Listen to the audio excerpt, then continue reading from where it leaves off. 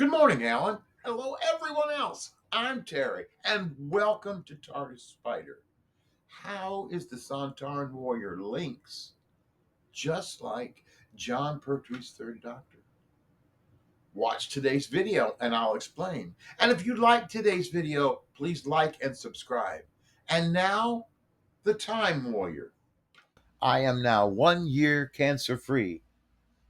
Two, I have just discovered that classic Doctor Who is airing on the free streaming app Tubi, both in a live form and as on demand. So, classic Doctor Who for free on Tubi. And now, let's talk about The Time Warrior. The Time Warrior was made as the final story of the season 10 recording block. This is the last Pertwee story that might be considered a classic.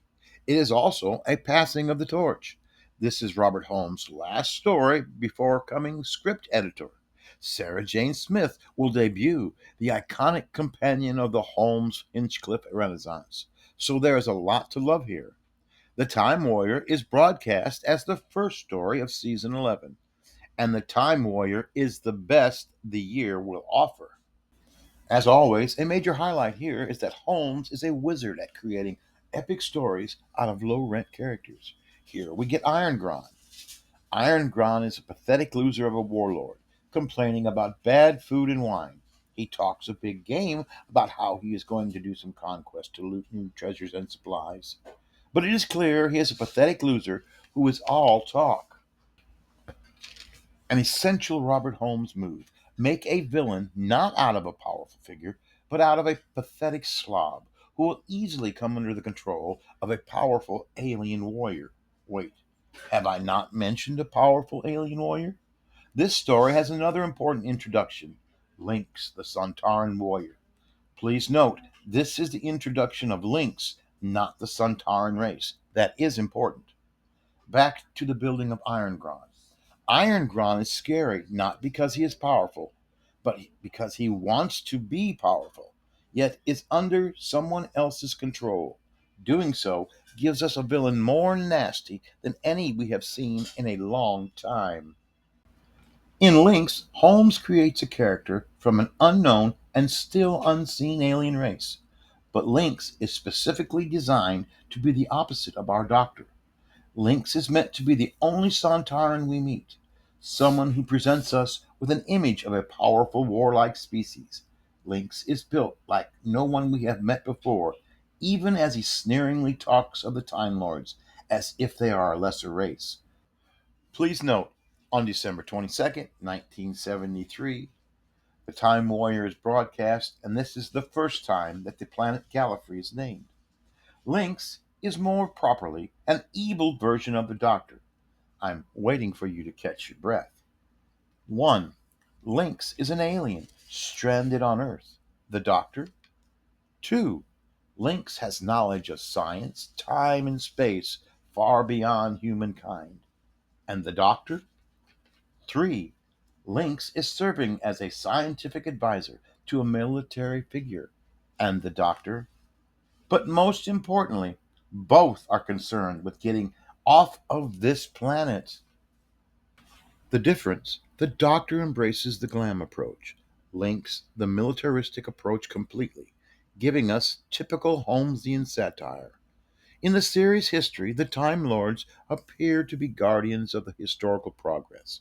Holmes gives the Doctor a couple of lines to support this. The Doctor views technological progress and social development as being intertwined, objecting to Lynx providing weapons and speeding technological progress. Lynx, as a Sontaran, represents a different model of progress, based on military might and power. So here, the conflict of the story is the argument between the moral technological view of the historical development and the one based on power and the use of force. Then Holmes, in characteristic style, makes the forces of military might into buffoons.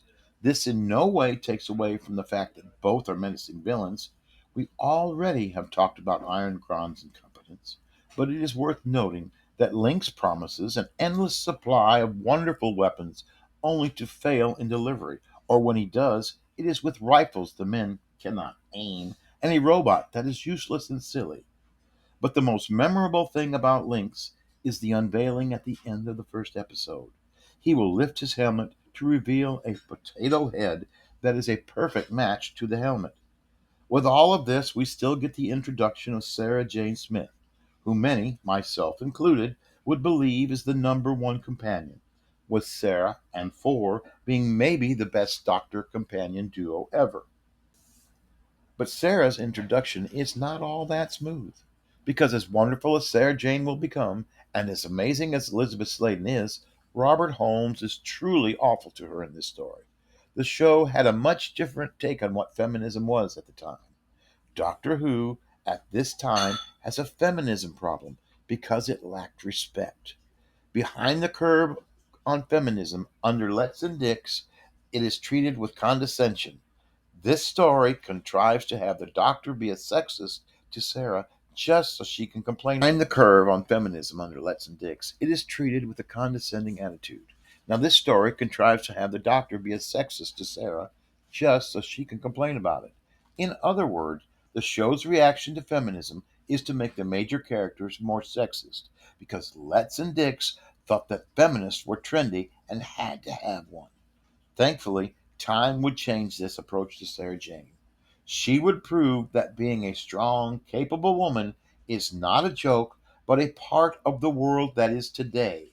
As always, then and now, Doctor Who changes. The opener for season 11, The Time Warrior, is, I think, a must see for Classic Who fans. Full of first, full of fun, full speed adventures in time with the man in velvet in top form. So enjoy The Time Warrior.